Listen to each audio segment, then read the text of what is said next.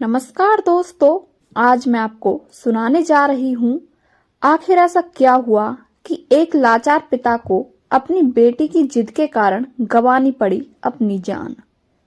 गीतिका 18 साल की हो गई थी।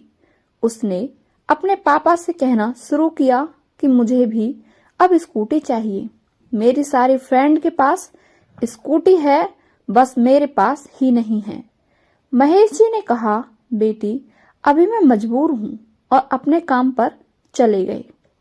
शाम को जब महेश जी घर आए तो गीतिका बोली, पापा जी मैंने आपके लिए आज सूजी का हलवा बनाया है, खा लीजिए।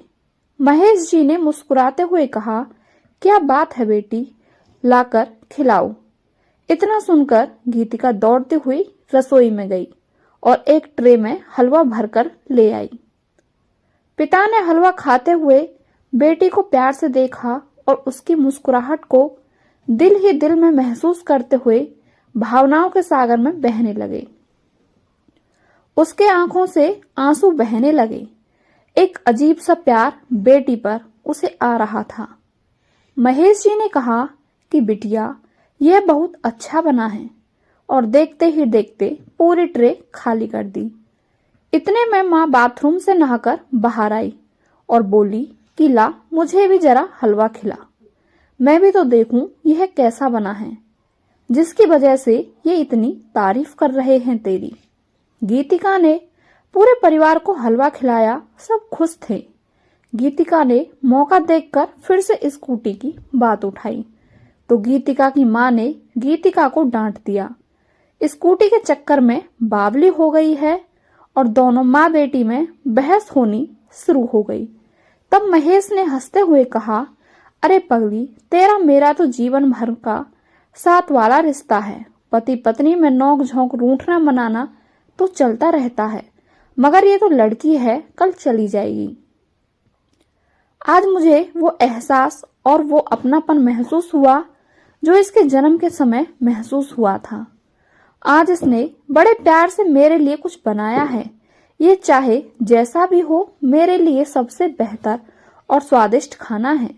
बेटियां हमेशा अपने पापा की परियां और राजकुमारी होती हैं, जैसे तुम अपने पापा की लाडली बेटी हो। माँ की ताने भरी बातें सुनकर गीतिका मुंह फुलाकर बैठ गई। घर में सबसे बात करना बंद कर दिया, मानो स्कूटी ही उसके लिए सब कुछ थी। अब तो गीतिका जिद पर अड़ गई। पापा ने बहुत समझाया, लेकिन उसकी नाराजगी दूर होने का नाम ही नहीं ले रही थी। महेश जी अपने काम पर चले गए। वो आज बड़े ही मजबूर थे, लेकिन बेटी को मजबूरी दिखाई नहीं दे रही थी। गीतिका ने जिद में आकर अपने पापा से बात करना भी बंद कर दी। महेश बेचारे क्या करें। बहुत कोशिश की महेश जी ने शोरूम से बेटी को मनाने की, पर बेटी फोन उठाए तब ना। महेश जी का मूड बहुत खराब था। उनके सीने में दर्द होने लगा। महेश जी अपने मालिक के पास गए और अर्जेंट लोन पास करवाया। वहां से शोरूम गए, बेटी की खुशी के लिए स्कूटी खरीद ली। बेटी को फिर फोन किया, ये बताने के लिए कि उसकी स्कूटी शाम को आ रही है, पर बेटी अब भी नाराज मुंह फुलाए बैठी थी। जिद्दी थी, पापा से अब भी नाराज थी। महेश जी के सीने का दर्द बढ़ने लगा। अपनी बेटी से बहुत प्यार करते थे। बार बार फोन करने पर भी बेटी ने फोन नहीं उठाया। स्कूटी तो घर पहुंच चुकी थी, पर पापा को दिल का दौरा ऑफिस में ही पड़ गया। घर पर स्कूटी देखकर गीतिका बहुत खुश हुई, पर पापा कहीं नहीं दिखे। पीछे पीछे एम्बुलेंस आ गई। यह देखकर सब परेशान थे। सब सोच रहे थे कौन है उसमें। बॉडी बाहर निकाली गई। गीतिका ने देखा कि वो उसके पापा थे। ऑफिस स्टाफ ने बताया सुबह से बहुत परेशान थे स्कूटी के लिए। बेटी के लिए अर्जेंट लोन पास करवाया कि स्कूटी तक बुक की। घर पर बेटी को फोन किया, पर शायद बेटी नाराज थी, इसलिए फोन नहीं उठाया। ये बहुत परेशान हो रहे थे। बेटी से बहुत प्यार करते थे। फोन न उठाने के कारण उनके सीने में दर्द होने लगा। कुछ ही देर में वहीं लेट गए और वहीं पर गुजर गए। सोचिए उस वक्त बेटी की क्या हालत हुई होगी। जार जार रो रही थी। माफ कर दो पापा, बहुत बड़ी गलती हो गई मुझसे, मुझे नहीं पता था।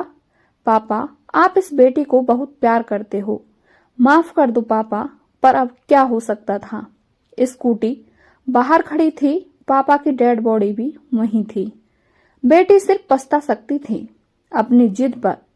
पापा से नाराज होकर अगर मैं फोन उठाती तो पापा शायद आज जिंदा होते। हर बच्चे से, चाहे वो बेटा हो या बेटी से, यही रिक्वेस्ट है कि पापा की सैलरी को देखिए, घर की इनकम देखिए, घर की जरूरतों को देखिए। आप जो डिमांड करते हो कि आपके पापा उसको पूरा करने में सक्षम हैं? अगर नहीं है तो थोड़ा सब्र कीजिए। पापा कभी भी बच्चों की बात अनसुना नहीं करते। पापा चाहे किसी भी हालत में हो, लेकिन अपने बच्चों की खुशी के लिए कुछ भी कर जाते हैं। आपको ये वीडियो कैसी लगी हमें कमेंट करके अवश्य बताएं। और यदि आप हमारे चैनल पर नए हैं तो चैनल को सब्सक्राइब करके बेल आइकन अवश्य प्रेस करें। धन्यवाद।